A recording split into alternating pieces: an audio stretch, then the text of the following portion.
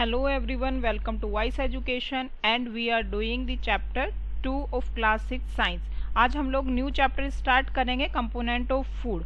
हमने last chapter में किया था कि where does it come from, food कहाँ से आता है। Now we will start the component of food. Food के क्या क्या कंपोनेंट्स होते हैं और क्या क्या इसके अंदर प्रेजेंट रहता है। तो सबसे पहले जो हम इस चैप्टर में डिस्कस करेंगे वो होगा फूड की definition, then the nutrition, then components of food, then the testing of components of food and in the last one we will do the deficiency diseases. ये सब हम इस चैप्टर में डिस्कस करने वाले हैं। So let's start the definition of food. सबसे पहले हम लोग फूड की डेफिनेशन स्टार्ट करते हैं। इसके अंदर क्या है कि food is the group of edible substances. ये हमने लास्ट चैप्टर में भी डिस्कस किया था, तो कोई ज़्यादा डिफिकल्ट नहीं है इसमें। ये क्या होता है, ग्रुप होता है एडिबल सब्सटेंसेस का। और एडिबल का मीनिंग मैंने पहले भी आपको बताया। एडिबल मतलब वो सब्सटेंस जिसको हम खा सकते हैं। Which provide energy to the living being and repair the old tissue and build the new tissue. Food वो सब्सटेंस होता है जिसको कि हम खा सकते हैं और हम उससे क्या करते हैं, एनर्जी लेते हैं। लिविंग बीइंग जो भी है वो फूड से एनर्जी लेते हैं। इसके अलावा क्या करता है food, repair the old tissue. जो पुराने टिश्यूज हो चुके हैं, जो डैमेज हो गए हैं, उनको रिपेयर करता है और उनकी जगह पर क्या करता है, न्यू टिश्यूज फॉर्मेशन करता है। यही वर्क होता है फूड का। ये यहाँ पर काफ़ी वेराइटीज दी हुई है जो कि हम लोग फूड में नॉर्मली हम सभी यूज़ करते हैं। फ्रूट्स हैं, कुछ आपके मीट्स हैं, कुछ ऐसे ही अल्टरनेटिव्स है, फैट, शुगर, मिल्क, कुछ dairy product, bread, cereals, potatoes, ये सब इसके अंदर गिवन है स्लाइड में। Next is the nutrition. अब जो फूड हम ले रहे हैं उसका बेनिफिट हमें क्या है और क्या मिल रहा है हमें उससे। तो the process of consuming nutrient, the process of consuming nutrients required for growth and development of our body and to obtain energy is known as nutrition। वो प्रोसेस जिसके थ्रू हम लोग न्यूट्रिएंट्स लेते हैं और अपनी बॉडी को ग्रोथ प्रोवाइड करते हैं, जिससे कि हमारा डेवलपमेंट भी होता है, हमारी बॉडी की ग्रोथ होती है और प्लस हमें एनर्जी भी मिलती है। That is known as the nutrition. उसी को हम लोग न्यूट्रिशन बोलते हैं। Our food contains 3 main substances called the nutrients. Mainly जो हमारे फूड के अंदर कंपोनेंट्स, हम न्यूट्रिएंट्स की बात करते हैं तो मेजरली हम लोग 3 के बारे में ही बात करते हैं, जैसे कि जिनमें से क्या है, फैट, प्रोटीन्स एंड कार्बोहाइड्रेट। इसके अलावा लेकिन फूड को ऐसा नहीं सिर्फ इन तीनों की ही जरूरत है। Beside this we also required the water, salts और minerals and vitamin and fibres. कुछ फाइबर्स, कुछ विटामिन्स और वाटर, सबसे ज़्यादा लार्जेस्ट अमाउंट में हमें वाटर की ज़रूरत होती है। तो ये भी हमारे फूड का ही पार्ट है। इवन हम लोग उसको न्यूट्रिशन में या न्यूट्रिएंट्स में कंसीडर नहीं करते, but it is also the most important part for our body. Next is the components of food. Again अभी हमने बोला है कि कंपोनेंट्स ऑफ फूड में हम लोग नॉर्मली क्या बोलते हैं, ये 3 पार्ट ही होते हैं। इनको हमने अदर नेम और भी दिए हैं जिसको हम बोलते हैं। First is energy giving food, जो हमारी बॉडी को एनर्जी प्रोवाइड करेगा। और जो एनर्जी प्रोवाइड करता है वो होता है आपका mainly carbohydrate and fat. Most probably जो हमारी बॉडी है, जो हमारी बॉडी की सेल्स हैं या जो हमारी बॉडी के पार्ट्स हैं, वो कार्बोहाइड्रेट को ही रिकॉग्नाइज करते हैं और उसी से हमारी बॉडी को एनर्जी मिलती है। इसके अलावा फैट से भी हमें काफ़ी अमाउंट में एनर्जी मिलती है, बट सबसे पहले सेल जो यूज़ करती है वो कार्बोहाइड्रेट होता है। Next is the body building food. Body building food यानी कि जो मेनली ग्रोथ के लिए रेस्पॉन्सिबल होता है वो होता है आपका प्रोटीन। इसीलिए हम लोग बोलते भी हैं कि बच्चों को प्रोटीन ज़्यादा देनी चाहिए जिससे कि उनकी ग्रोथ प्रॉपरली हो सके, उनकी बॉडी का स्ट्रक्चर या बॉडी जो बिल्डिंग है वो अच्छे से हो सके। Next is the protective food. Protective food are the vitamins and minerals.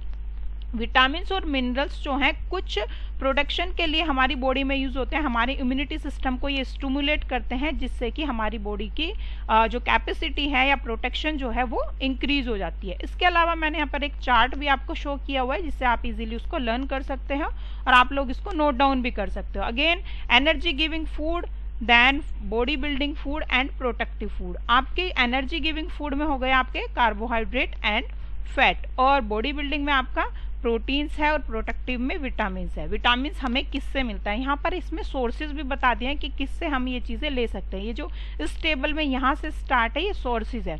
जैसे कार्बोहाइड्रेट हमें किससे मिलेगा, शुगर केन से मिलता है, पोटैटो से मिलता है। जैसे कि स्टार्च हम लोग पढ़ते हैं, शुगर केन में हमें ग्लूकोज मिलता है, ठीक है। नेक्स्ट है आपका फैट। फैट जो होता है जितने भी आपके ये ऑयल्स होते हैं, ग्राउंड नट्स है, तिल का ऑयल है या फिर आपका मस्टर्ड ऑयल है, जो भी है वहाँ से हमें फैट मिल जाता है। मिल्क प्रोडक्ट जो होते हैं उससे भी हमें फैट मिलता है।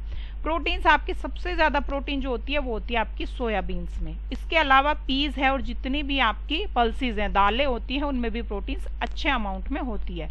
विटामिन जो प्रेजेंट रहते हैं वो आपके मिल्क से मिल सकते हैं और अगेन फिशेज से भी आपको काफ़ी विटामिन मिलते हैं जो कि हमारी बॉडी के लिए यूजफुल होते हैं।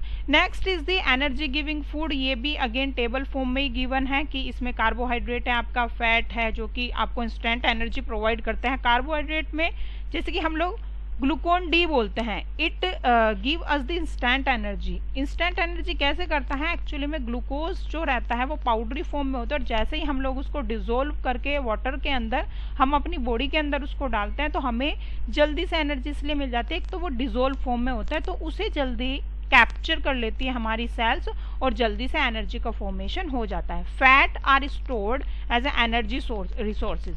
एनर्जी की फॉर्म में उसको रिसोर्सेज की फॉर्म में स्टोर भी किया जाता है फैट को। ये हमारी बॉडी में इंसुलेटर की तरह भी वर्क करती है। इंसुलेटर मीन्स कि हमारी बॉडी की जो हीट है वो बाहर ना जा पाए, ठीक है, और जिससे कि हमें ज़्यादा सर्दी भी ना लगे। तो फैट इसलिए भी हमारी बॉडी के लिए ज़रूरी होता है। Next is the body building food. Again protein हमने पढ़ी है कि किस लिए होती है, वो बॉडी बिल्डिंग है जो कि बॉडी की ग्रोथ के लिए, डेवलपमेंट के लिए ज़रूरी होती है और हमारे डैमेज्ड पार्ट को रिपेयर करती है।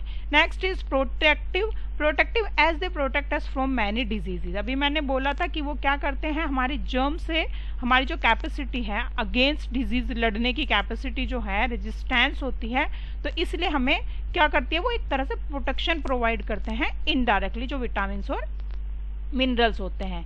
Next is the component. हम ऑलमोस्ट मतलब जस्ट ब्रीफ में हम लोग कर चुके हैं, डिटेल में अभी हम करेंगे। लास्ट तक आप लोग वीडियो देखते रहिए क्योंकि उसमें काफ़ी डिटेल में मैं बताऊंगी आपको कार्बोहाइड्रेट और फैट्स के बारे में और क्या उसके फंक्शन होते हैं और कहाँ वो यूज़ होते हैं। Before it we will start the testing of component of food. ये आपके एनसीईआरटी में एक टॉपिक गिवन है कि हम लोग अगर फूड के अंदर कोई कंपोनेंट है तो हम लोग उसे कैसे टेस्ट कर सकते हैं। तो सबसे पहले करते हैं हम लोग कंपोनेंट ऑफ फूड में टेस्टिंग ऑफ स्टार्च या फिर कार्बोहाइड्रेट, क्योंकि स्टार्च जो है वो किसका पार्ट है, आपका स्टार्च आपका एक पार्ट होता है कार्बोहाइड्रेट का। तो कार्बोहाइड्रेट में अगर बोलने लगे कि डायरेक्टली आपको स्टार्च ना दे करके बोले कि आप कैसे टेस्ट करोगे, how would you test the component of the food that is the carbohydrate. Carbohydrate का आप लोग कैसे टेस्ट करोगे कि हाँ इस फूड के अंदर कंपोनेंट जो है वो कार्बोहाइड्रेट है। तो इसके लिए हम लोग क्या करते हैं, सबसे पहले take a small quantity of food item. सबसे पहले हम लोग फूड आइटम ले लेते हैं या फिर रो इंग्रेडिएंट। इंग्रेडिएंट अगेन वर्ड आया है, ये हमने फर्स्ट चैप्टर में भी किया था। इंग्रेडिएंट होता है जिससे कि फूड मटेरियल बना हुआ होता है, यानी कि किस चीज़ से मिलकर वो बना हुआ है। तो हम वो पार्ट ले लेंगे, कोई भी फूड आइटम ले लेंगे। Now put 2-3 drops of dilute iodine solution on it, और इसके ऊपर थोड़ा सा हम लोग क्या करेंगे, आयोडीन सॉल्यूशन डाल देंगे। Observe if there is any change in the colour of food item. अगर फूड आइटम में कोई कलर चेंज होता है तो इसका मतलब क्या है कि उसके अंदर कुछ ना कुछ है। और अगर ये कलर हो जाता है आपका ब्लू एंड ब्लैक, अगर ये कलर हमें दिखाई देता है ब्लू ब्लैक कलर, तो it indicate that it is a starch. इसका मतलब ये है कि इसके अंदर स्टार्च है। जैसे कि हमने यहाँ पर टेस्टिंग में टेस्ट ट्यूब में शो भी किया हुआ है कि सबसे पहले हमने क्या किया, वाटर के अंदर आयोडीन सॉल्यूशन डाल करके देखा तो कैसा कलर रहा, वही कलर रहा, उसका कोई चेंज नहीं हुआ। स्टार्च जिसमें थी जब उसके अंदर डाला तो ये हो गया आपका ब्लू ब्लैक कलर का। जब मिल्क के अंदर डाला तो हल्का सा आपका कैसा जो मिल्क का कलर है वो थोड़ा येलोइश हो जाता है, ठीक है। टोफू के अंदर डाला तो ये कलर होता है, एप्पल के अंदर डालते हैं तो ये कलर होता है। तो मेनली हमारा फोकस किस पर है, हमें देखना है कि स्टार्च का कलर कैसा होता है। तो स्टार्च का कलर हम लोग देख सकते हैं यहाँ पे कैसा हो जाता है, ब्लैकिश कलर हो जाता है, डार्क ब्लू या फिर ब्लैक कलर का वो हो जाता है। इससे हमें पता चलता है कि स्टार्च इस जो हमारा फूड मटेरियल है उसके अंदर प्रेजेंट है। और in other words you can say the carbohydrate in the form of starch is present in that food. Next is the testing of starch हो गया आपका। उसके बाद हम लोग जो करेंगे, उसके बाद नेक्स्ट जो टेस्ट करेंगे वो करेंगे प्रोटीन का। प्रोटीन के टेस्ट के लिए हम लोग क्या करते हैं, बायूरेट टेस्ट इसको बोलते हैं। इसके अंदर क्या किया जाता है, इसके अंदर हम लोग डालते हैं कॉपर सल्फेट सॉल्यूशन, ठीक है। देख लेते हैं इसमें क्या होता है। Test for protein, take a small quantity of food item. Food item लेंगे हम लोग डेफिनेटली, क्योंकि हमें फूड के अंदर ही देखना है कि कौन सा कंपोनेंट इसके अंदर प्रेजेंट है। If the food you want to test is a solid form, अगर वो एक सॉलिड फॉर्म में है तो first need to make a paste of it और पाउडर इट। अगर हमें सॉलिड फॉर्म में कोई चीज़ मिली है तो सबसे पहले हमें उसका पेस्ट तैयार करना होगा या फिर उसका पाउडर बनाना होगा, या उसको क्या करेंगे फिर हम लोग ग्रिंड करेंगे या फिर मैश कर देंगे। या तो हाथों से ही हम लोग उसको मैश कर देंगे या फिर हम उसको ग्रिंड कर लेंगे, अच्छे से पीस लेंगे, महीन पाउडर बना लेंगे या फिर उसका एक पेस्ट टाइप स्ट्रक्चर प्रिपेयर कर लेंगे। Put some of this in a clean test tube, उसके बाद हम लोग उसे एक क्लीन टेस्ट ट्यूब में रखेंगे and add 10 drop of water in it. अब इसके बाद इसमें हम क्या डालेंगे, थोड़ा सा वाटर डाल देंगे। शेक द रेस्ट ट्यूब, उस टेस्ट ट्यूब, उसके बाद हम लोग क्या करेंगे, टेस्ट ट्यूब को शेक करेंगे, अच्छे से हिलाएंगे।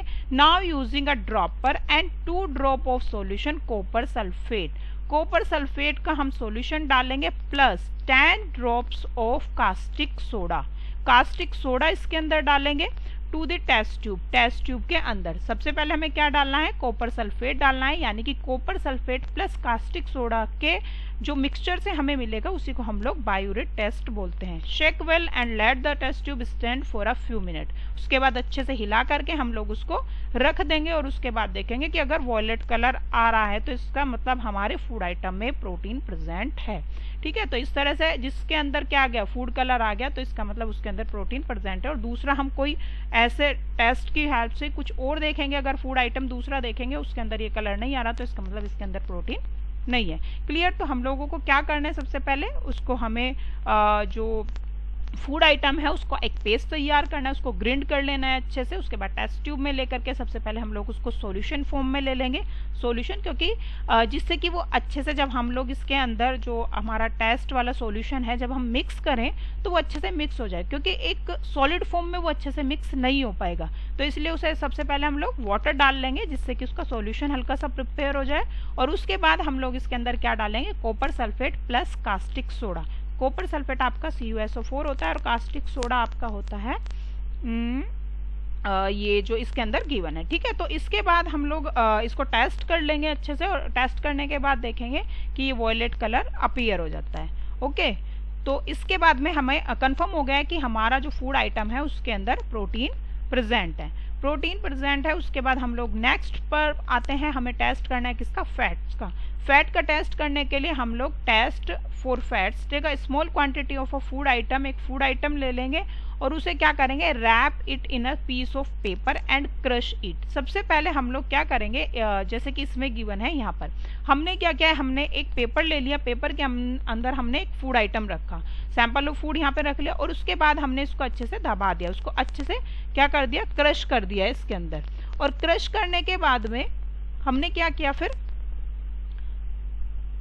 क्रश किया इसको अच्छे से और उसके बाद पेपर हमने फिर से जो रैप किया हुआ था उसको ओपन कर दिया। तो इसके बाद हम यहाँ पर देखते हैं कि यहाँ पर एक ट्रांसल्यूसेंट सा स्पॉट दिखाई देता है, यानी कि अगर वो स्पॉट थोड़ा सा ट्रांसल्यूसेंट है यानी कि आर पार हम उसके देख सकते हैं, ट्रांसल्यूसेंट सा बन जाएगा, बिल्कुल ट्रांसपेरेंट तो नहीं होगा बट थोड़ा सा ऑयली वहाँ पे हमें दिखाई देगा। इसका मतलब यहाँ पर कि क्या है कि इसके अंदर फैट प्रेजेंट है। ठीक है, तो सिमिलरली यहाँ पर भी दिखाया हुआ है इस तरह से, या फिर हम दूसरे तरीके से ये देख सकते हैं कि हमने फूड आइटम इस पर रखा और उसको हम लाइट की हेल्प से देख लेते हैं। तो लाइट की हेल्प से उसमें हल्की सी रोशनी हमें दिखाई देगी, क्योंकि वो कैसा है, क्योंकि ट्रांसल्यूसेंट में वो कन्वर्ट हो गया है। तो उसकी हेल्प से भी हम लोग ये आइडेंटिफाई कर सकते हैं कि जो हमारा फूड था, जो हमारे पास फूड आइटम था उसके अंदर ऑयल प्रेजेंट था या फिर फैट प्रेजेंट थी।